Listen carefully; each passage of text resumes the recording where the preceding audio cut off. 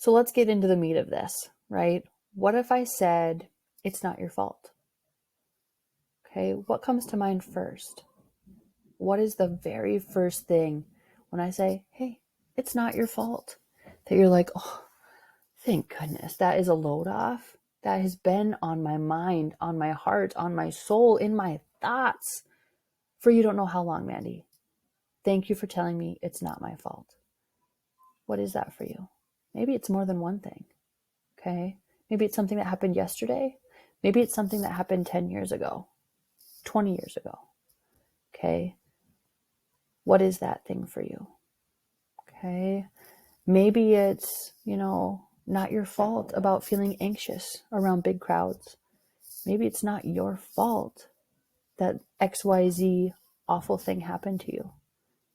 Because guess what? I bet it's not. Okay. It's not your fault. Okay. And where I want to start, even before I dive into that, is discussing what emotions are. Okay. Emotions are a natural, instinctive state of mind deriving from one's circumstances, mood, or relationships with others. So a lot of times when we think about emotions, we jump right to happiness, sadness, anger, okay, frustration. Confusion's also an emotion. Disgust is an emotion. Okay. And I also want to say that a lot of times the word emotion is interchanged with the word feelings. And based on the context of what we're reading, listening to, whatever it might be, we can identify, okay, this is what they're talking about. Okay. They're having the feeling of happiness. Okay. But what I want to say about feelings is that we can say, I feel hungry. Okay. Or I feel someone tickling me. Right. Those are sensations we can feel because our body is sending us cues, because our stomach feels hungry, and we can feel with our nervous system, right, that we're being tickled. So what the difference there is that emotions are that instinctive state of mind that we feel. And we feel them because they're a frequency and a vibration, just like our bodies. So when we take our hand and we put it under a microscope and we zoom in and we try to see, the most solid piece of structure there, it's not there. Because what it is it's just these atoms buzzing around, right? Moving around. So in essence, it's not really solid, but we feel that it is. And the reason we feel that is because the magnetism, like two magnets that are pushing off of each other, that's what we're feeling as being something physical, solid, hard matter. Like why we feel the chair we're sitting in. Okay, that's our magnetism of our rear end, pushing off the magnetism push of the atoms that are building up that chair. And that's why we feel emotions, because they have their own energy system that's affecting ours and making us feel a certain way. Just like when we think about music we listen to and how there's maybe that one song or that one artist or whatever it might be that we could listen to on repeat, we can't get enough of it. That's our body saying this energy of this music, this frequency, that feels so good to us. That is so good for our cells and our body. We want more of that.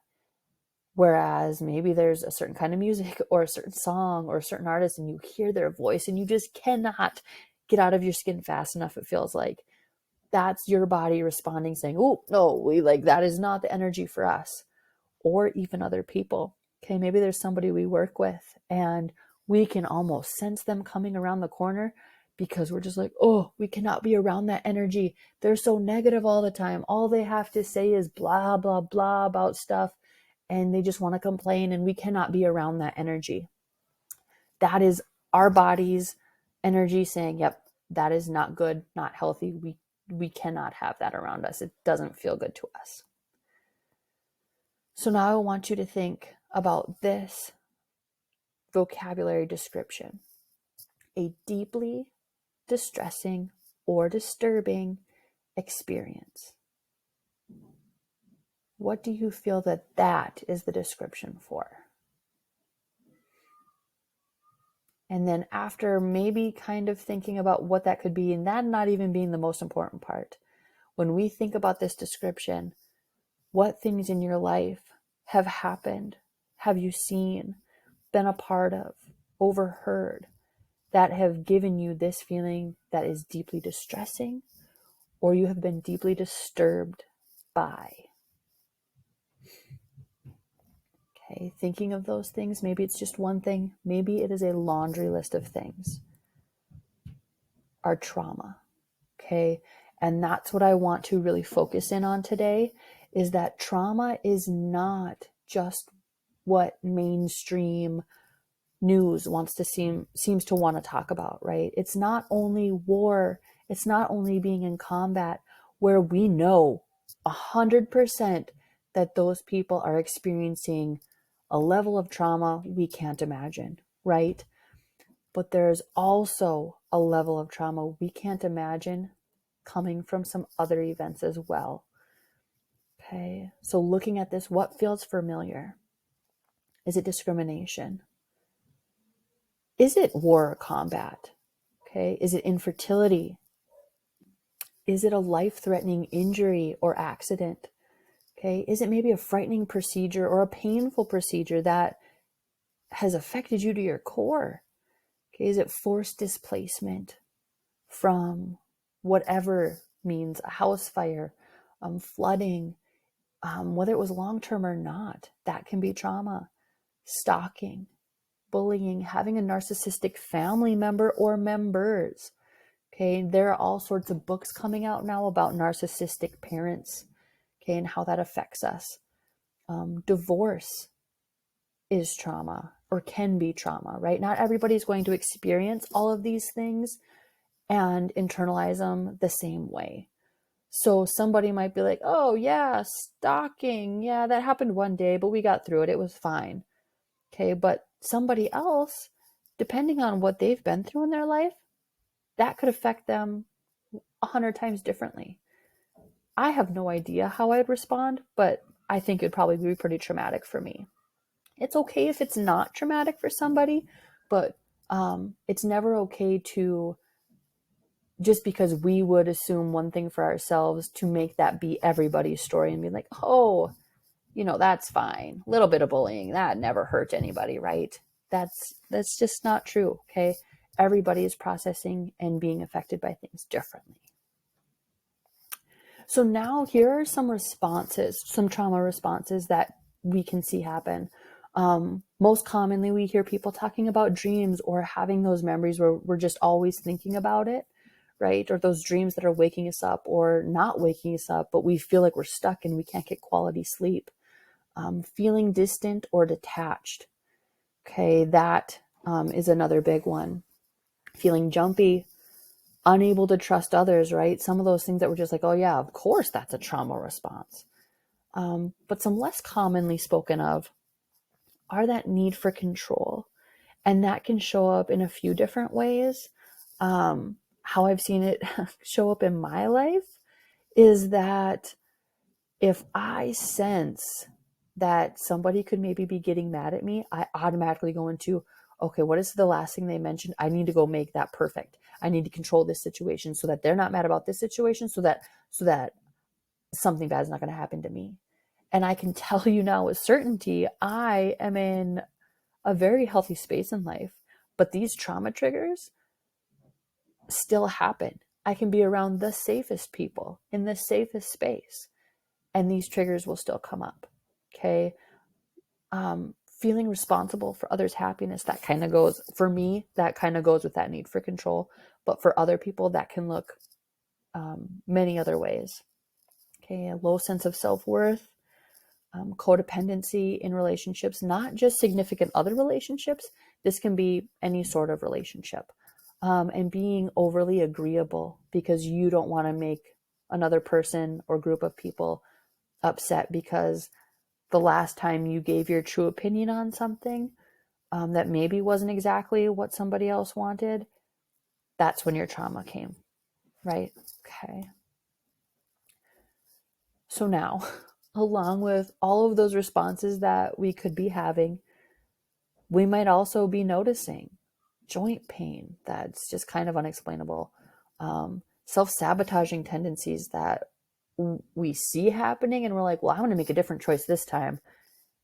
But there's like this cellophane that's in our way that we just can't poke through. And we're like, but I can see what I need to do, what I want to do. But like, we cannot break that cellophane. We have a lowered immunity kind of for no reason, it seems like, right? We've done all the tests. And we have muscle tension that no massage seems to get rid of. Weight gain that we can't overcome because we don't know why. We're working out, we're eating decent foods, right? Depleting relationships, headaches, chronic fatigue. These are all our body's possible interpretations of trauma and how it's holding that energy in our body. So now what? What do we do? We have this trauma in our body. We have this energy affecting our body. We can realize that now, right? Maybe in the last little bit here as I've spoken to you, you're like, yeah, that's adding up. That makes a lot of sense. So now I'm just stuck with this forever. I'm glad I identified this, but this is great. This is just my life now. Thank you. Not necessarily. There are some things that we can do, right? Trapped emotions, we can release those. Built up energy can also be released. Okay. And I'm not just talking about when you're feeling all energetic and you're like, I got to go run a lap because I can't even focus. I can't even sit here. I'm talking about maybe when we were younger or last week or last year or whenever we had an illness, maybe it was just a common cold, but it lasted way too long. And that energy is just still in our system. We're not feeling the sniffles anymore, but our body is still just bogged down by the energy of it. Or built up energy from post-traumatic events, pathogens, viruses, you name it. I'm talking that kind of energy. So also unexplainable misalignments. These can be adjusted. You go to your chiropractor, right? And you're doing all the things and it feels good, but then it's like, why am I misaligned right away? This shouldn't happen. Like, I just saw my chiropractor. My chiropractor does great work. Why am I misaligned again? Like, I didn't even do anything. I didn't slip. I didn't trip. I didn't fall. Sometimes there is energy in your cells that are just finding their way into that space. And they're just like, we're going to pop you out. We're going to make you misaligned again. We can adjust, get that energy out so that when you go to your chiropractor, those alignments can stay put where they're supposed to, how they should. Subconscious messages can be rephrased. And I'm not just saying by speaking out loud, affirmations after affirmations, mantras after mantras. Those things are beautiful too. I'm talking here about finding out what kind of broadcast message, what kind of internal dialogue message that could be subconscious that you don't maybe know about, or maybe your subconscious mind knows just enough about it, but not enough to like completely be like, yeah, this is happening in my thoughts all the time. And I'm making choices because of it that I didn't realize until just now. We can go in there. We can figure out roughly what that message is that's playing, and we can boot that message out, and we can replace it so that your subconscious is telling you something that is so much more beneficial to you, so much more helpful to you in maybe motivation. Maybe you feel like a lack of motivation, and we can make it something that fits that to help you boost in that way, or building up your confidence, getting rid of some of those self-sabotaging tendencies, all that jazz. That's what I'm talking about by rephrasing subconscious messages. So what can help? What I do, I truly believe is very helpful with the body code. I can go in and, like I said, those subconscious messages, all that jazz.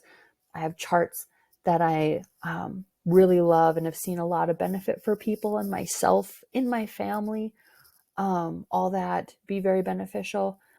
But what I feel here is that it is not a one size fit all.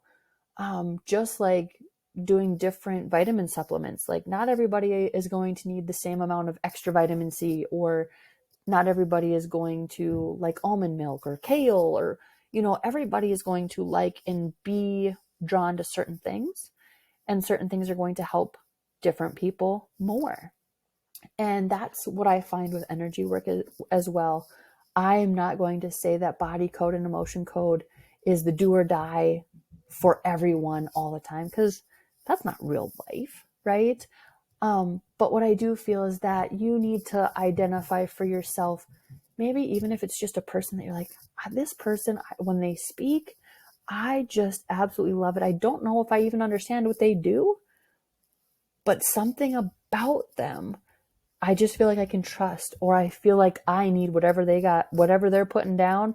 I want to be picking up because I think that's what I need. Go with your gut, trust your instincts, see where it takes you.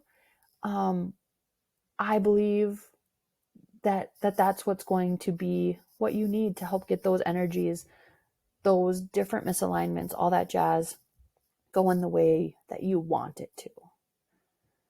So now I'm just wondering, what are your guys' thoughts? Do you have any questions specifically for me, what we talked about today? Or just maybe some things you came in wondering even before we started talking.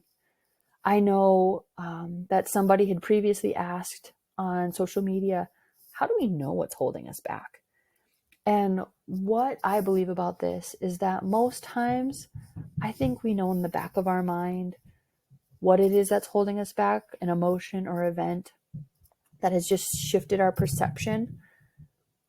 But saying it out loud, acknowledging it, putting that finite pin in it can almost seem or feel impossible, especially if we feel alone. Especially if we maybe feel alone and we're like, well, if I do this, I have no idea what the next step is. So why would I even do it? I'm just going to keep living my life. I know how to live my life the way it is now. I'm just not going to address it.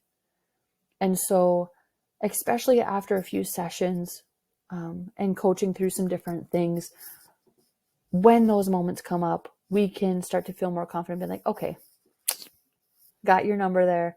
I know what's going on here. This is what I can do to work through this emotion so it doesn't get trapped, or I can work through it, whatever it might be. It can feel more possible to take hold of those reins and really handle those situations. But a lot of times, right away, it can feel scary. It can feel lonely, and it can feel intimidating.